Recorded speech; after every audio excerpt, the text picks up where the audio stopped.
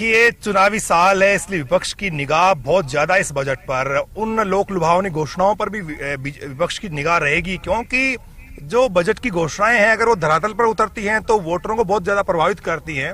तो प्रदेश की जनता में उम्मीद जगाने की कोशिश की है बड़े बड़े होर्डिंग्स लगा करके, और लोगों के बीच में प्री बजट की जो थीम है उसको इतना ज्यादा प्रचार प्रसार किया गया है कि लोगों को लगता है कि इस बार बहुत कुछ बड़ा होने वाला है।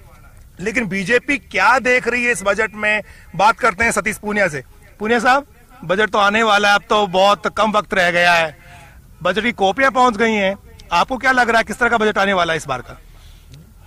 बजट का मोटिव होगा वोट बैंक को साधना, लेकिन उससे पहले की बात यह है कि बजट एक गोपनीय दस्तावेज होता है। मैंने तो आज तक कभी सुना नहीं कि बजट की उससे पहले इस तरीके की एडवर्टीजमेंट और पब्लिसिटी होती होगी। और एक किस्म से जो टाइटल दिया बचत, राहत और बढ़त, मुझे लगता है कि ये एक तरीके से जिस ढंग से बजट को लीक करने जैसा काम है, और ये तो संवैधानिक प्रावधानों का उल्लंघन है और एक किस्म का आपराधिक काम है। ये जिस ढंग से पेपर लीक हुआ, आदत पड़ गई होगी शायद, जैसे पेपर लीक होते हैं वैसे बजट भी लीक हुआ, तो ये बजट लीक है एक किस्म का। और मुख्यमंत्री ने जिस ढंग से इसको प्रचारित किया, और क्रिकेट के मैच की तरह उन्होंने कहा कि पंचायतों में देखेंगे, स्कूल और कॉलेज में देखेंगे, तो मुझे लगता है कि वो सारी राजनीतिक कवायद जरूर करेंगे, पर इससे राजनीतिक कवायद करेंगे। आपको लगता है कि मेरे ठीक सामने की तरफ अब द्रव्यवती आ रही है, बीजेपी की पूर्ववर्ती जो सरकार थी आपकी, उसने यहाँ पर द्रव्यवती नदी बनाई थी, एक जमाने में अमानी शाह का नाला था। आपको लगता है कि इंफ्रास्ट्रक्चर के सेक्टर में बहुत काम की गुंजाइश है राजस्थान में, और जयपुर में कुछ बड़ी चीजें होने की और दरकार है? देखिए, ये द्रव्यवती एक सैंपल है कि बीजेपी की सरकार की जो योजनाएं थी, एक खूबसूरत सी जगह होती, जिस तरीके से गुजरात में साबरमती रिवर फ्रंट है, उस तर्ज पर इसको विकसित करना था। लेकिन ये देख सकते हैं कि कितना प्रतिशोध और ईर्ष्या की राजनीति करती है कि जो योजनाएं थी या तो बंद कर दी या उनके टाइटल बदल दिए।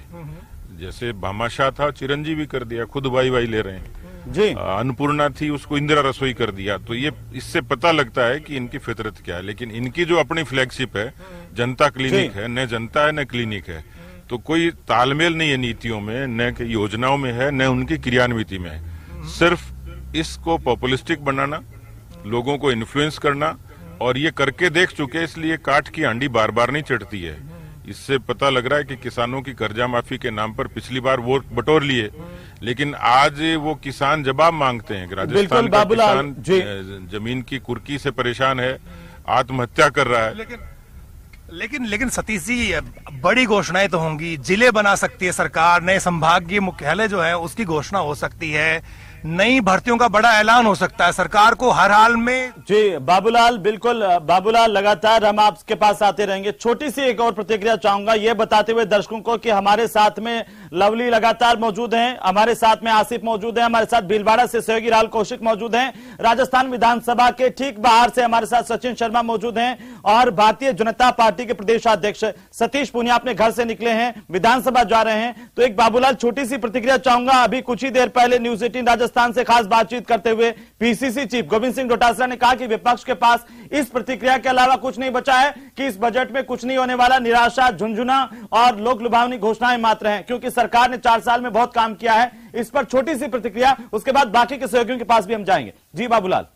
वादा खिलाफी की गई, जो नौजवान ने पेपर लीक के कारण। जी सतीश जी, स्टूडियो से सवाल है कि विपक्ष के पास में कोई ज्यादा बड़ा इश्यू नहीं है, सरकार ने बहुत काम किया, सरकार रिपीट होने जा रही। गोविंद सिंह डोटासरा ने कहा है कि हम रिपीट होने जा रहे हैं, बजट बहुत अच्छा आने वाला है, इसलिए बीजेपी के पेट में बल पड़ रहा है। नहीं, हमारी पेट में बल क्यों पड़ेगा, लेकिन जिन लोगों ने आत्महत्याएं की, क्या उनके घरों के चिरागों को लौटा सकते हैं क्या? जिनकी जमीनें नीलाम हो गई, क्या उनकी जमीनें सरकार वापस देगी क्या?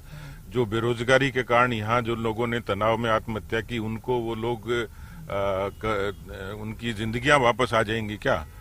राजस्थान आज दिवालिया स्टेट हो गया, 5.5 लाख करोड़ का कर्जा है, क्या उस कर्जे की भरपाई कर पाएंगे क्या?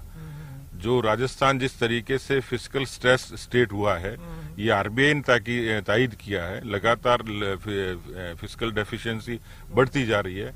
तो लेकिन चुनावी साल में न तो कोई नए कर लगाए जाएंगे और नई महंगाई बढ़ाने की कोशिश होगी, रेवेन्यू जनरेट होगा नहीं, तो आपको लगता है ये जो आज घोषणाएं होंगी ये धरातल पर नहीं उतरेंगी? पैसा कहां से आएगा? आपको सवाल दिख रहा होगा, लेकिन गहलोत साहब कह रहे मेरे पास पैसे की कोई कमी नहीं है, मेरे पिटारे में बहुत कुछ है और मैं प्रदेश की जनता को आज दिल खोल कर देने वाला हूं। बाबूलाल और भारतीय जनता पार्टी के प्रदेश अध्यक्ष सतीश पूनिया खास बातचीत कर रहे थे न्यूज 18 के साथ। हमारे सहयोगी बाबूलाल उनके साथ कार में मौजूद हैं।